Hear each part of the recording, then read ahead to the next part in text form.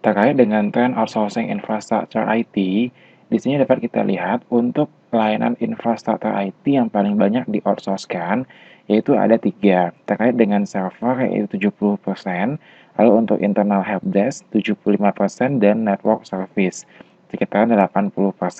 Nah, sementara untuk layanan IT lain seperti maintenance itu ada di 60%, administration 35%, mainframe 30%, dan end user device itu 15%. Sumbernya dikutip dari CIO.com McKinsey tahun 2008. Nah, di tahun 2009 hingga 2010 itu diprediksikan untuk harga outsourcing infrastruktur IT akan mengalami penurunan, di mana untuk data center service itu akan turun sekitar 5 sampai dengan 15%, untuk desktop atau helpdesk service 5 hingga 10%, untuk network service akan turun 10 hingga 15%, dan untuk application hosting service turun sebanyak 10 sampai dengan 20%. Dikutip dari Gartner Februari tahun 2009. Nah, bagaimanakah penggunaan tren multiple service provider?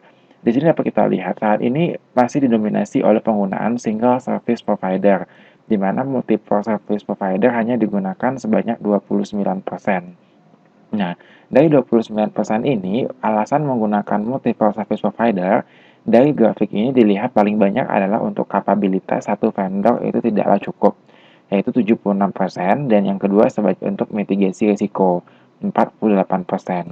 Diambil dari outsourcing report dari Deloitte Consulting tahun 2008. Nah, ini ada sebuah case terkait dengan multi-sourcing yang tidak terkelola itu nanti akan menjadi bumerang. Nah, case ini yaitu terkait dengan perusahaan agen highway agency, yaitu sebuah agen Departemen for Transport yang bertanggung jawab untuk operasi, pemeliharaan, dan peningkatan strategis jaringan jalan raya di Inggris.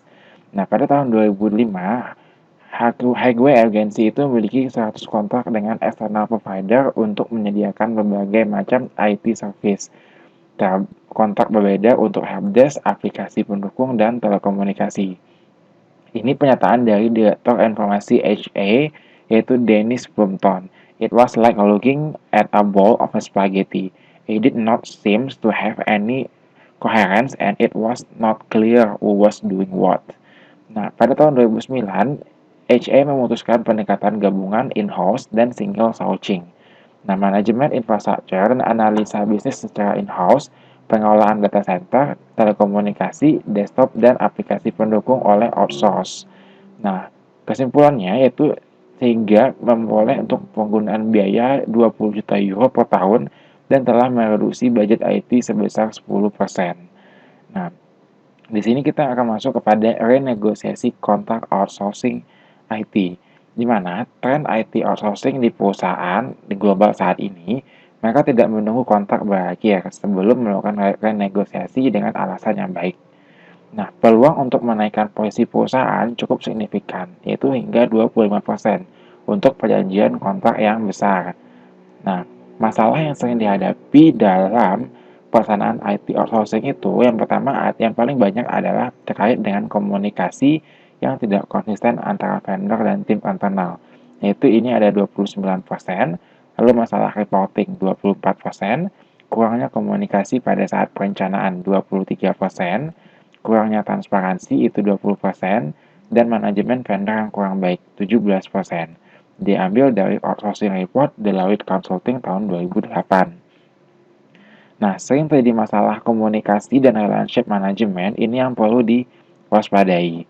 Nah, berikutnya ada terkait dengan security service outsourcing, di mana perusahaan IT itu menyadari bahwa security harus menjadi prioritas posting anggaran.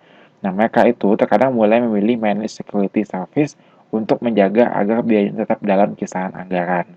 Nah, 47% responden survei dari Nine Markets Research menggunakan managed security service untuk melindungi sistem IT dan sekaligus sebagai penghematan. Tantangannya, apakah security service itu akan sebaik jika dilakukan in-house dan apakah efisiensi biaya akan berlangsung lama. Nah, ini diambil dari CIO.com tahun 2009 terkait dengan managed security